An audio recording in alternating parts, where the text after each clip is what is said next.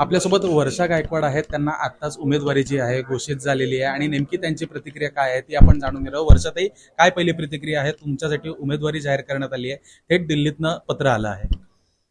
खूप म्हणजे वाटतं असं की खूप ऋणी आहे मी सगळ्यांची. कारण मला तरुण वयातच मुंबई काँग्रेसचं अध्यक्षपद मिळालं, आमदार 4 वेळा निवडून येण्याची संधी मिळाली, लोकांनी भरभरून प्रेम दिलं, आशीर्वाद दिलं, पक्षाने सुद्धा. मग आदरणीय मल्लिकार्जुन खरगे साहेब असतील, सोनियाजी असतील, राहुल गांधीजी असतील, रमेश चंद्र साहेब असतील, त्याचबरोबर सन्माननीय उद्धव ठाकरे साहेब, शरद पवार साहेबांनी माझी निवड उत्तर मध्य मुंबईच्या उमेदवारी म्हणून घोषित केलेली आहे. मला असं वाटतं की या ठिकाणी मी सगळ्यांची खूप मोठी ऋणी आहे की माझा विचार केला गेला. आणि मी अपेक्षा करते की येणारे आता पुढचे जे दिवस आहेत त्यावेळेला मेहनत करून कशा तऱ्हेने आपल्याला ही निवडणूक जिंकता येईल. आणि जसं मी सुरुवातीपासून सांगत आलेली आहे की ही लढाई जी आहे ती विचारांची लढाई, आणि विचारांच्या लढाईमध्ये सर्वांना बरोबर घेऊन जाणारा विचार, सर्व धर्म समभाव मानणारा विचार, आणि जसं मी सांगितलं की देशाचा संविधानाचा विचार हा घेऊन जाण्याचा माझा प्रयत्न राहील.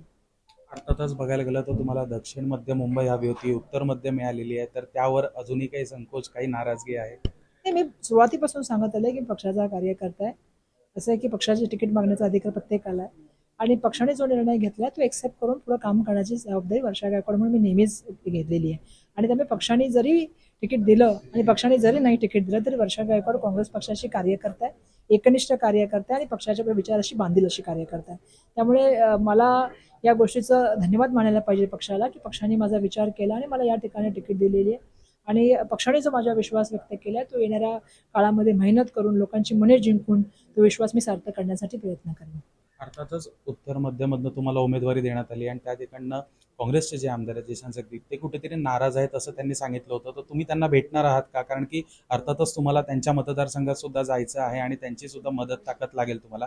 त्यावर तुम्ही काय करणार आहात? हे असं आहे की आमच्याकडे तिथे नसीम भाई आहेत किंवा इतर सगळे नेते, त्या सर्वांशी भेटून आम्ही त्या ठिकाणी प्रत्येकाचं जे आहे ते पक्षाशी सगळे बांधलेले आहेत. पक्षाचे आम्ही सगळेजण एकमेकांचे सहकारी आहोत. माझ्यापेक्षा काही लोक मंडळी वयाने मोठी आहेत, त्यांची मी भेट घेईन आणि त्यांचा आशीर्वाद मी नक्की मागेन.